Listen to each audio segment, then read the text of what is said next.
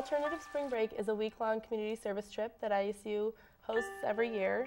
And for the last few years, they've had 3 trips go, and this year they added 2 more trips. One was Habitat for Humanity, and one was an all-Greek trip. We had representation from almost all the chapters on campus, and we had a lot of opportunities to mix groups. And so we had a lot of separation between any cliques that were going on, and every day you got to work with different people.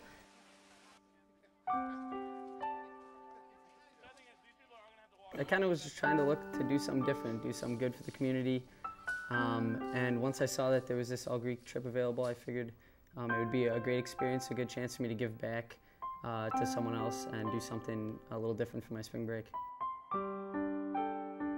We painted some parts of the gym. We also cleaned up a lot, like from over the winter, a lot of things got messy, so we swept a lot. We dug trenches, and we just cleaned up a lot, picked up a lot of trash on the camp.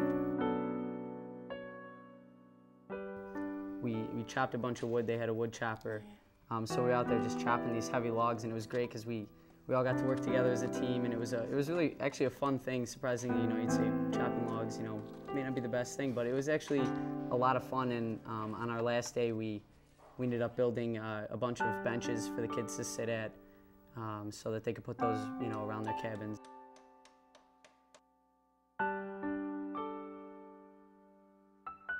The Big Apple was fun. We went to the Today Show in the morning, and then we had a couple hours of free time to go eat lunch and go see. A few people went to the Empire State Building, some people went to the Wax Museum, some people shopped the whole day, and then we went on a tour of Ground Zero, and then we took the ferry to Staten Island and back.